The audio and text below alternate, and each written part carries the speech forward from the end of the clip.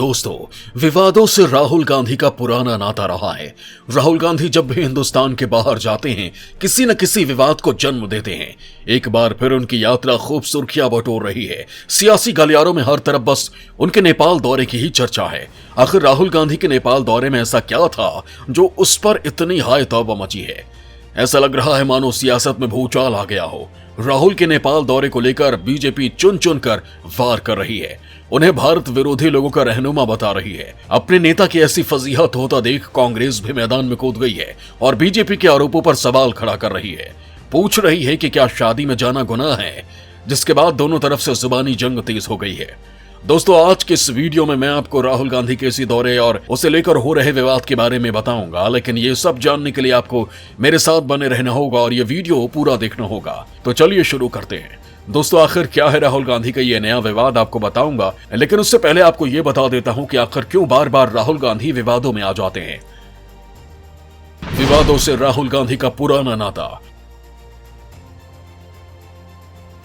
कांग्रेस की ही होती है खासी फजीहत। दोस्तों, राहुल गांधी के विवादों की फहरिस्त लंबी है। जब उनकी सरकार थी तब भी वो चर्चा में थे और जब सरकार नहीं है तब भी वो चर्चा में हैं। आपको याद होगा जब कांग्रेस उपाध्यक्ष राहुल गांधी ने दागी नेताओं को बचाने के लिए लाए गए अध्यादेश पर बयान देकर यूपीए सरकार को ही कटघरे में खड़ा कर दिया था। राहुल ने उस अध्यादेश को पूरी तरह बकवास करार दिया था, जिसे पीएम मनमोहन सिंह की अगुवाई वाली कैबिनेट ने मंजूरी दी थी। उन्होंने यहां तक कह दिया था कि ऐसे अध्यादेश को फाड़ कर फेंक देना चाहिए। यही नहीं, उन्होंने बाकायदा उस बिल को पत्रकारों के सामने फाड़ कर फेंक दिया था। उस वक्त राहुल गांधी ने कहा था कि भ्रष्टाचार को किसी भी कीमत पर बर्दाश्त नहीं किया जाएगा, लेकिन केंद्र सरकार जो अध्यादेश लेकर आई उसका फैसला बिल्कुल गलत है। उन्होंने इसे सरकार की बड़ी गलती भी करार दिया था। राहुल ने कहा था कि उनके संगठन में इस तरह के तर्क दिए गए कि राजनीतिक मजबूरियों की वजह से ऐसा किया गया। राहुल का यह बयान ऐसे समय में आया था जब सुप्रीम कोर्ट ने दागी नेताओं को लेकर एक बड़ा फैसला दिया था। दोस्तों, ये विवादों की पहली कड़ी नहीं थी। इसके पहले भी राहुल गांधी कई बार विवादों से घिर चुके थे और उसके बाद भी घिरते रहे हैं। दोस्तों, राहुल गांधी ने अपनी ही पार्टी के सीनियर नेताओं पर भी एक बार गुटबाजी करने का आरोप लगा दिया था, जिसके बाद कांग्रेस में बड़ा बखेड़ा खड़ा हो गया था। सोनिया गांधी के दखल के बाद ये पूरा मामला संभल पाया था। दोस्तों, ये तो रही पार्टी के अंदर की बात। अब कुछ ऐसी बात बताते हैं जो राहुल गांधी के पार्टी विवाद से नहीं बल्कि देश हित से जुड़ा मामला था। यहां भी राहुल गांधी ने अपनी बचकाना हरकत से अपनी पार्टी और देश दोनों को शर्मिंदा करने का काम किया था। दोस्तों, जब भारत और चीन के बीच डोकलाम विवाद को लेकर काफी विवाद हुआ था, उस वक्त भी राहुल गांधी ने चीनी राजदूत के साथ मुलाकात की थी, जिस पर खूब हंगामा हुआ था। दरअसल चीनी दूतावास के WeChat अकाउंट ने राहुल के साथ मीटिंग की पुष्टि की थी, जबकि कांग्रेस ने राहुल गांधी की चीनी राजदूत से मुलाकात की खबरों को फर्जी करार दिया था। उस वक्त भारत ने चीनी दूतावास ने बताया था कि उन्होंने राहुल गांधी से मुलाकात की थी और उनसे चीन भारत संबंध के बारे में बातचीत की गई थी।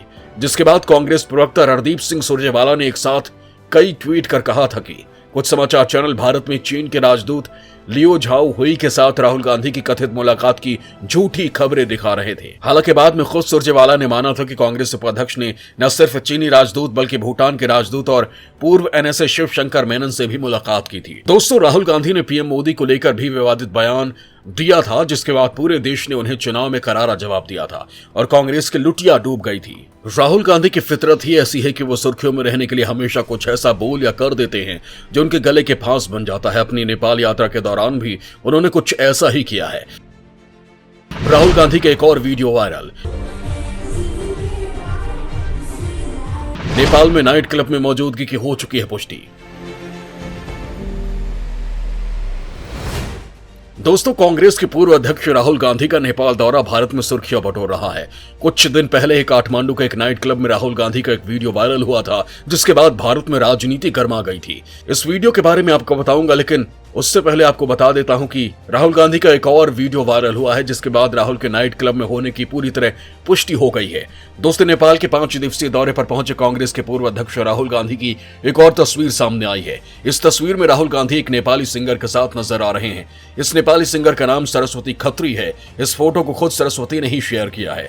सिंगर ने यह भी दावा किया है कि उन्होंने राहुल गांधी के लिए गाने भी गाए। सरस्वती खत्री के गाने की तारीफ खुद प्रधानमंत्री नरेंद्र मोदी भी कर चुके हैं। उन्होंने 2018 में सरस्वती के वैष्णव जन तो गाने की तारीफ में ट्वीट किया था। राहुल गांधी अपने दोस्त की शादी में शामिल होने के लिए नेपाल पहुंचे हुए हैं। इस बीच काठमांडू के एक नाइट क्लब में राहुल की मौजूदगी को लेकर भारत में राजनीतिक माहौल गरमाया हुआ है।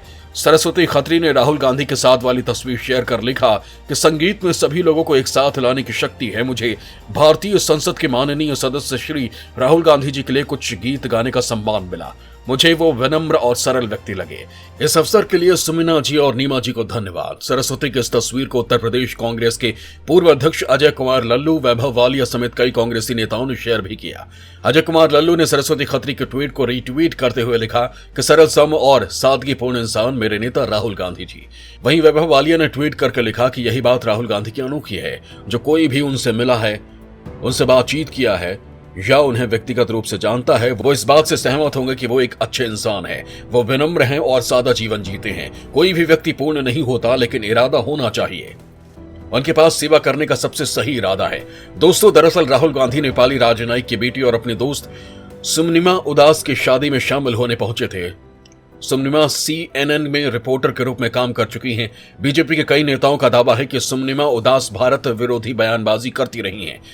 उनकी शादी में शामिल होने के बाद राहुल गांधी को एक पार्टी में देखा गया था। इस घटना का वीडियो भी खूब वायरल हुआ था। तब दावा किया गया था कि राहुल गांधी का वायरल वीडियो काठमांडू के एक night club Lord of rings में शूट किया गया था। हालांकि उस वायरल वीडियो में ऐसा कोई प्रमाण नहीं था जिससे साबित हो सके कि उसे किसी बार या नाइट क्लब में शूट किया गया है। अब न्यूज एजेंसी ANI ने नाइट क्लब के एक सूत्र के हवाले से पुष्टि की है कि Rahul Gandhi lords of the drinks में शादी की पार्टी के बाद आए थे। भारतीय जनता पार्टी के IT विभाग के प्रमुख अमित मालवीय ने सवाल किया कि राहुल गांधी का संबंध केवल उन लोगों से क्यों है जो भारत की क्षेत्रीय अखंडता को चुनौती दे रहे हैं। उन्होंने ट्वीट में लिखा कि राहुल गांधी एक नेपाली राजनयिक की बेटी सुमनिमा उदास की शादी में गए थे, जो भारत के उत्तराखंड के क्षेत्रों पर नेपाल के दावों का सक्रिय समर्थन करती है। चीन से लेकर नेपाल तक राहुल गांधी के संबंध सिर्फ उन्हीं से क्यों हैं जो भारत के क्षेत्रीय अखंडता को चुनौती दे रहे हैं। मालवीय के ट्वीट और वायरल वीडियो को लेकर बीजेपी ने हमले के बाद कांग्रेस ने भी तीखी प्रतिक्रिया दी है। कांग्रेस ने कहा कि इस देश में शादी समारोह में शामिल होना अभी भी अपराध नहीं बना है। कांग्रेस प्रवक्ता हरदीप सिंह सुरजेवाला ने कहा कि राहुल गांधी भारत के मित्र देश नेपाल अपनी दोस्त की शादी में शामिल होने के लिए गए थे, जो एक पत्रकार भी है। उस पत्रकार ने कई अवार्ड भी जीते हैं, लिहाजा उसकी शादी में शामिल होना गुनाह नहीं है। सुरजेवाला ने कहा कि इस देश में अभी भी शादी शामिल होना कोई अपराध नहीं है। हो सकता है कि आज के बाद बीजेपी यह तय कर दे कि दोस्तों की शादी में शामिल होना अवैध है और दोस्त बनाना अपराध है। दोस्तों, बीजेपी का आरोप निराधार नहीं है। अगर कोई भी शख्स जो देश का विरोधी हो, भारत के खिलाफ लिखता हो, एक राजनेता और हिंदुस्तानी होने के नाते वो आपको उससे संबंध नहीं बढ़ाना चाहिए, क्योंकि वो भारत का विरोधी है, मतलब आपका भी विरोधी है। लिहाजा राहुल गांधी के इस कदम को कहीं से भी जायज नहीं ठहराया जा सकता। भले ही कांग्रेस आज इसका बचाव कर रही हो, लेकिन अगर सियासी चश्मे को उतार कर देखेंगे तो उन्हें भी सच्चाई दिखाई देगी। दोस्तों, आपकी नजर में राहुल गांधी के शादी समारोह में शामिल होना जायज है या नहीं, हमें कमेंट बॉक्स में जरूर बताएं। जय हिंद, जय भारत।